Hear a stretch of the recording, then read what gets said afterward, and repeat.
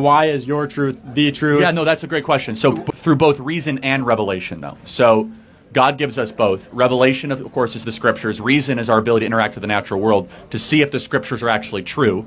So why is Christianity true? Well, first, let's just test the 10 Commandments. If you follow the 10 Commandments, your life will be objectively better and your society will be objectively better, right?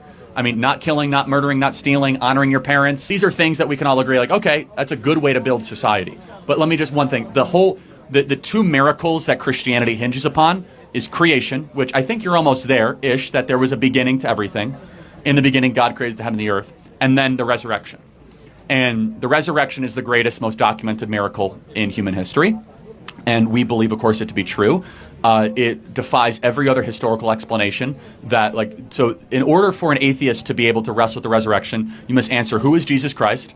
Okay, what happened to his body? Why did all of his followers die a death voluntarily afterwards? Why were all the original witnesses women, which in the old world you never would have had women witnesses, right? A lot of misogyny back then. Why did we have all these people that from first threshold to second threshold eyewitnesses say that Jesus Christ rose from the dead? So all of this, canon, and I don't expect you to believe it, is hinging on that one event. So it's not about Jonah the whale, it's not about parting the Red Sea, it's creation, resurrection, that's it. Yeah, and if those two things are true, everything else in the Bible can be true. Does that make sense? Yeah, and I agree that, for an atheist to try to disprove theism, at least Christianity, it would be almost impossible to say, why would people die to say, Jesus died on the cross for me and I saw it. Why would I admit, from your perspective, why would I admit, yeah, I saw him die. Well, no, yeah, for example, and so again, the answer people would give is like the Jonestown cult, that people can do really crazy stuff if they're convinced by a certain leader. I'm not convinced by that argument. But for example, like James, the half-brother of Jesus, Paul, who had no reason whatsoever, formerly Saul, persecuted Jews, led a great life, converted to Christianity, died a terrible death in prison, from the upside-down resurrection of Thomas. Like, these people had no reason to die the way they did, yet they saw something that compelled them to all of a sudden put everything on the line, which was the belief that Jesus rose from the dead. Now, this is what's crazy.